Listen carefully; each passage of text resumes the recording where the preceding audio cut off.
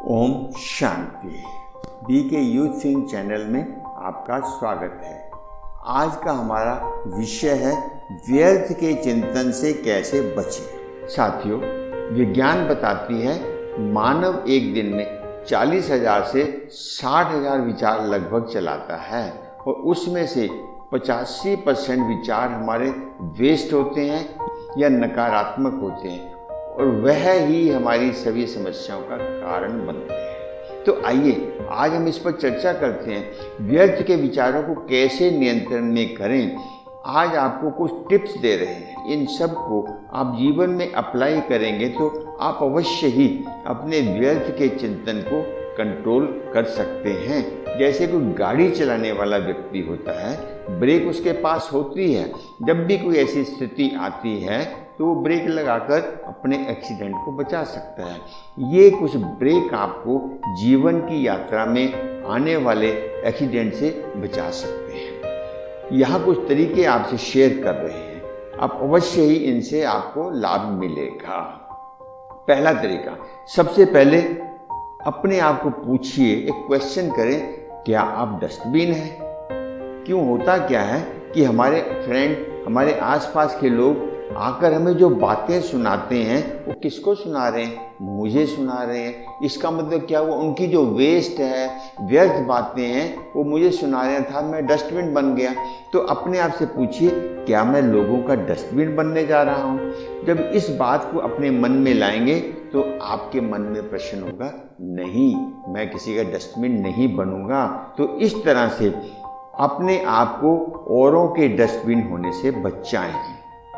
दूसरी बात आती है संग दोष से। हमें इस बात का भी ध्यान देना होगा, जो हमारे फ्रेंड हैं, साथी हैं, आसपास के लोग हैं, वह हमें क्या दे रहे हैं, क्या बातें सुना रहे हैं। अगर आपके साथी व्यर्थ की बातों की चर्चा करने वाले हैं तो आपको उनसे दूरी बना लेनी चाहिए, अन्यथा व्यर्थ का चिंतन आपको डिस्टर्ब करता रहेगा।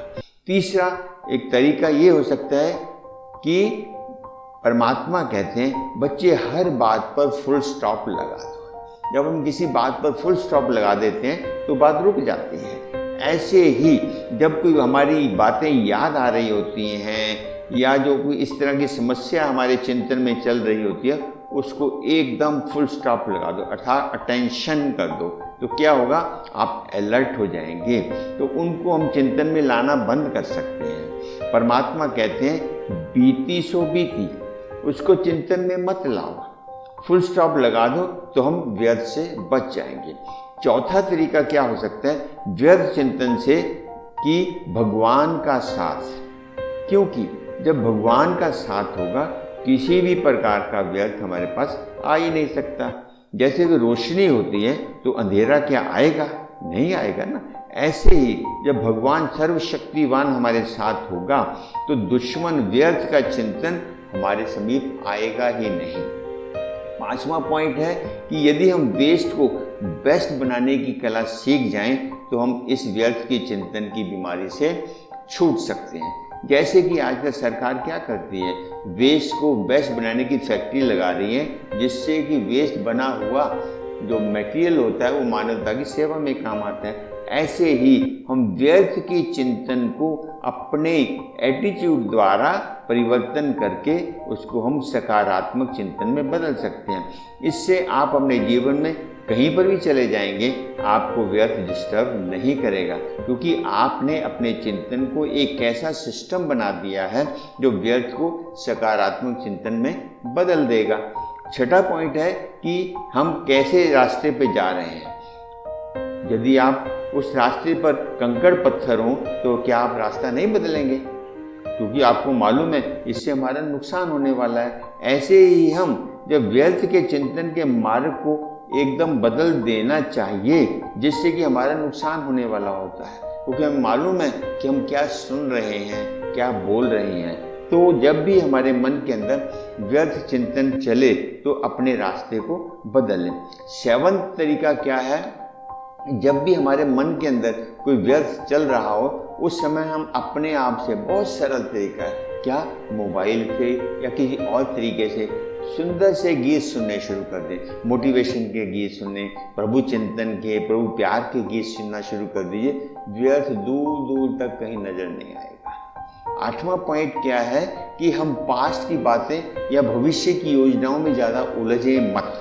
यह भी एक बहुत बड़ा कारण होता है कि हमारे व्यर्थ का चिंतन चलता है। वह चिंतन करके हमारी बुद्धि को खराब कर देते हैं और भविष्य की चिंता हमें व्यर्थ चिंतन की तरफ ले जाती है। तो ऐसा करके अभी वर्तमान में जीना शुरू कर दें। जो समय चल रहा है उसको पूर्ण रूप से प्रयोग करना शुरू कर दें तो अवश्य ही हम व्यर्थ से बच जाएंगे।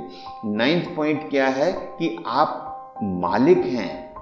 आपकी मर्जी के बिना कोई भी विचार आपके मन में नहीं चलना चाहिए, क्योंकि जब जैसे कोई मालिक होता है उसके घर में कौन प्रवेश कर सकता है? जब तक वो दरवाजा नहीं खोलेगा तो प्रवेश नहीं कर सकता।